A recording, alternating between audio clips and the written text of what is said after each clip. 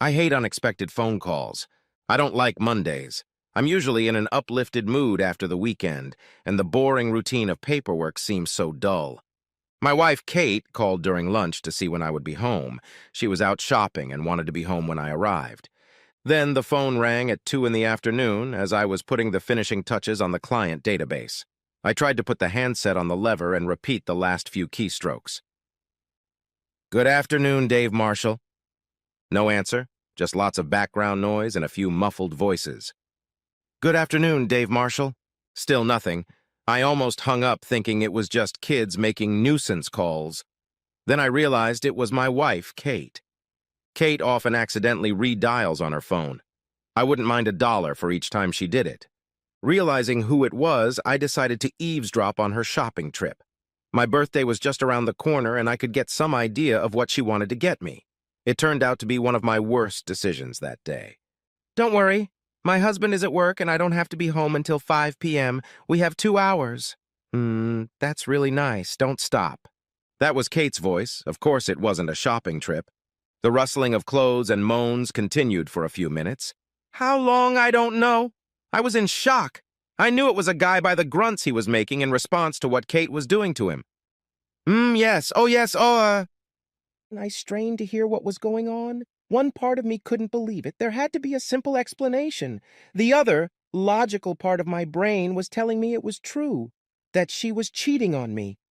I didn't recognize the male voice, so I was pretty sure it wasn't one of our friends. So who was it? Why was she cheating on me, on us? Kate's burst of giggles brought me back to the phone ringing. "God, you're in a hurry. I like to lie on my back and enjoy myself." "Dude, you're the best. My wife can't keep up with you." I knew what he meant. Now she was giving someone else the same pleasure. A louder than usual grunt on the phone brought my attention back to what was happening there. Kate murmured, "Not yet, I want to continue." Soon, all too soon, I heard her begin her magic again. "Yes, Kate, I'm almost there." Another explosion of giggles, and then Kate's voice again. "God, I thought you'd never stop. Not always, but today is a special day. You're special." The next 5 minutes were full of licking and satisfied moans.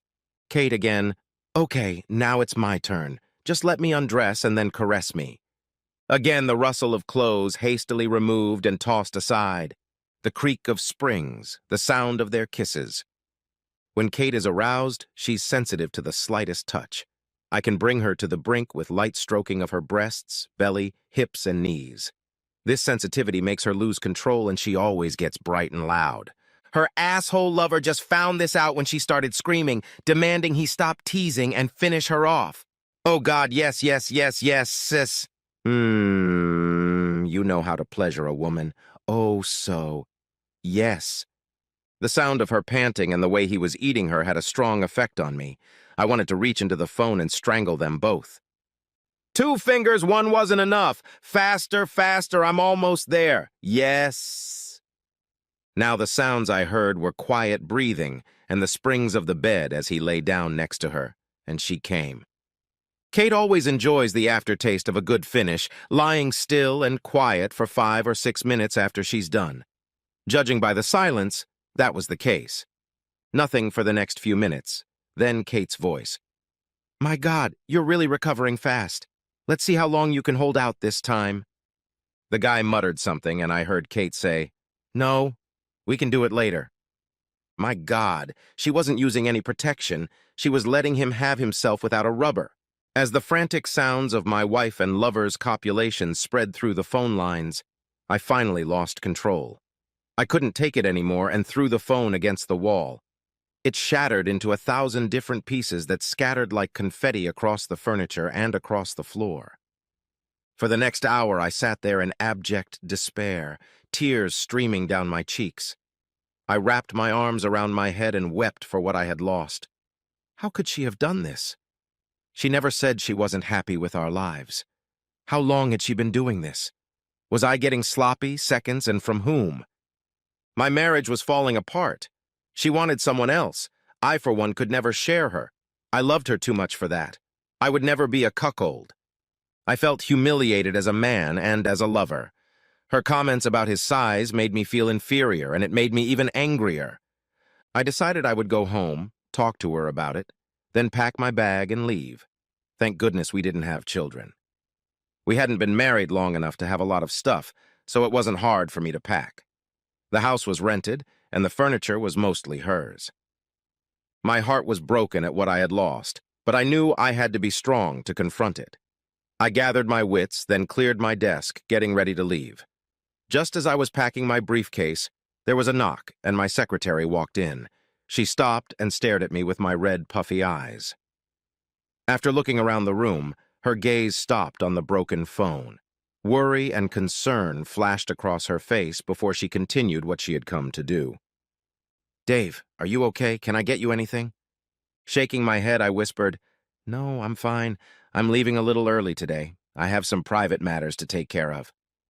"Okay, before you go, talk to your wife on the phone in my office. She couldn't get through on your private line." She glanced again at the broken phone, scattered in tiny pieces across the red carpet. "My wife? I don't want to talk to her." My voice went up 2 levels as my anger rose to the surface. "Tell her I'll see her later." The poor woman looked like she had swallowed something nasty while mulling over my angry response. "I'm sorry she said you would, but I have to tell her it's urgent, and that if you don't answer the phone, don't bother coming home. This cheating bitch demanded that I talk to her. Well, I will, but on my terms. I'll soon let her know that she'll be the one on her ear, not me." Rushing past the receptionist, I grabbed her phone and pressed the flashing red button on line 2. "What the hell is this shit?" "Dave, just calm down and listen, and I'll explain everything." My anger was uncontrollable, but I figured I'd give her enough rope to hang herself and then let her know I heard everything. "Okay, explain." "Oh, you did? Now I know you're mad, but you hung up on me a little sooner than I thought. I thought you were going to try to tape what I was doing so you could let me hear it later. Well, never mind."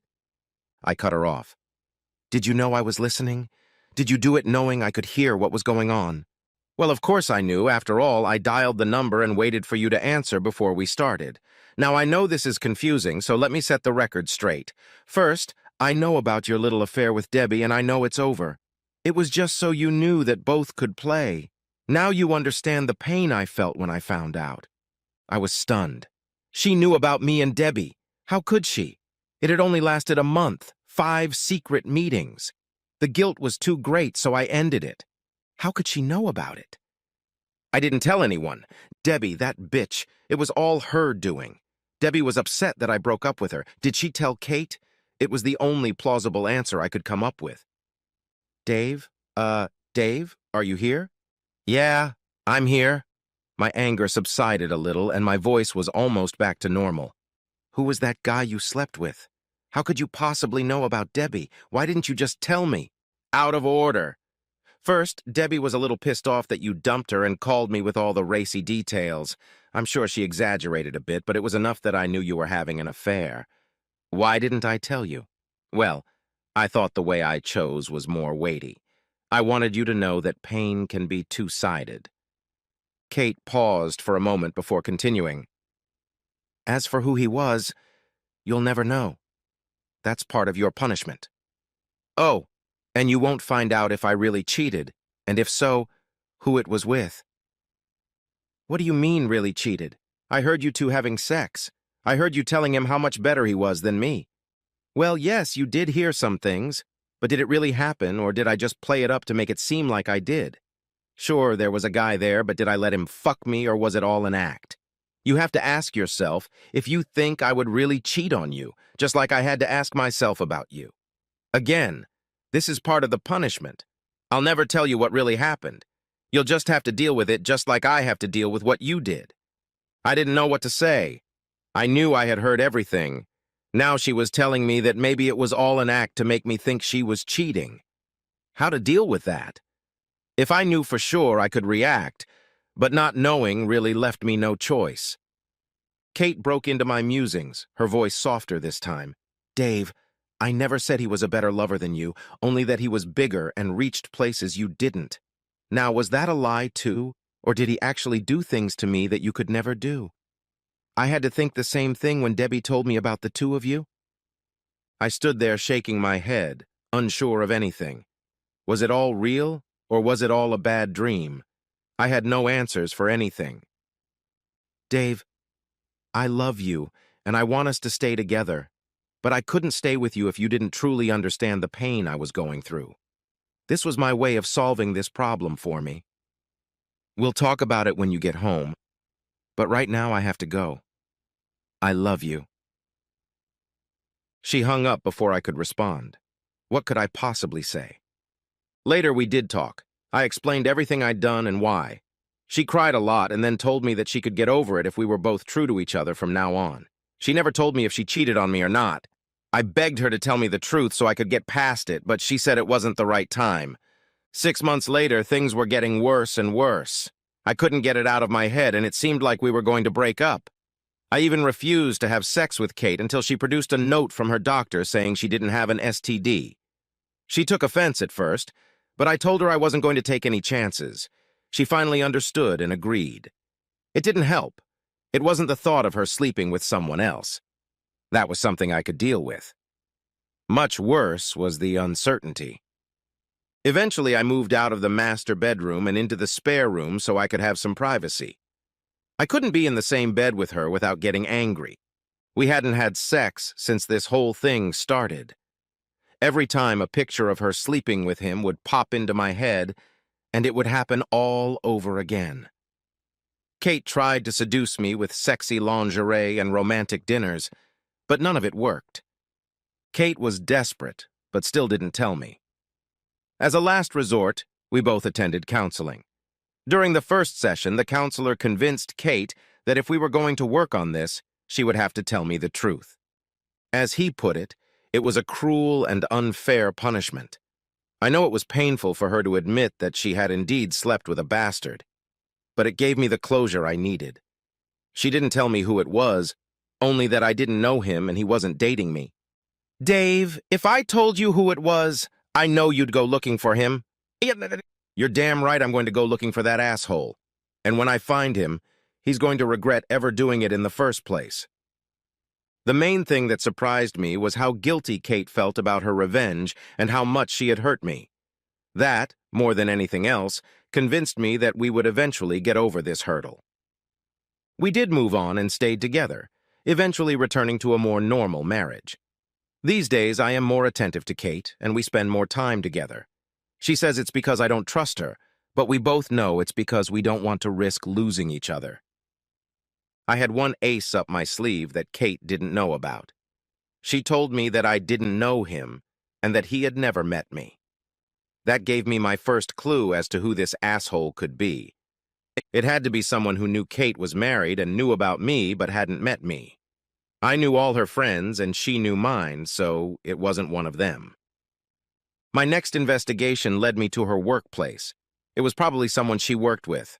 I had a business acquaintance who worked at the same firm as Kate, a guy I had helped a few times. He owed me, so I asked him to see if he could discreetly pick up any gossip about her and the other guy. 2 weeks later, he came back with an answer. George, one of the sales reps, had a reputation as a ladies' man, and he hung around Kate. Finally, she yelled something at him about leaving her alone, and that it would never happen again. She had done something stupid, but she wanted to save her marriage, not have an affair. You know, Dave, if it were anyone else, I probably wouldn't tell you, but this asshole really pisses me off. He's ruined some good marriages and doesn't give a shit about the people he hurts. I knew that if I did anything, it would come back to me, and Kate would never forgive both himself and me. So I huffed for a long time. All this time, I had been keeping a close eye on the asshole and waiting for my chance. I took the opportunity to get a little revenge on Debbie. An email to her husband describing the mole she had on her left nipple and an embellished account of our tumultuous lovemaking guaranteed that she would regret her phone call to Kate. Funny how she never thought about the consequences of her actions, the fact that she had as much to lose as I did. Good things come to those who wait, and things couldn't have worked out better. To make my revenge even sweeter, it was just about the 3rd anniversary of the phone call when it finally happened. As I waited, Hidden by the hibiscus bushes that grew along the driveway to the gorgeous two-story house, it was dark and cold. It was the home of his latest mistress and her unsuspecting husband. He was having an affair with the wife of one of his firm's partners, and that made him vulnerable. I knew I was perfectly safe. He'd never met me, plus I wore a balaclava to hide my face. The cold penetrated me. To distract myself, I ran the plan through my head again. Wait until he passed me on the way to his car parked on the street. Quickly get out and grab him by the shoulder, turn him around, then punch him once in the stomach and once more in the face. After that, it would depend on his reaction. I fumbled for a piece of crumpled paper in my jacket pocket. It reassured me that everything was okay. Anger never really left me, and just thinking about this asshole reignited that anger. At least it warmed me up, chasing away the cold. The partner was in a late meeting, and when he got home, he found George beaten, bleeding, and tied up in the driveway. A printed note pinned to his shirt told of George's affair with his wife and several other women, all the affairs the bastard had had over the last year, all of them named. I stuffed all the clothes and shoes I wore into 5 different dumpsters across town. George found himself out of a job.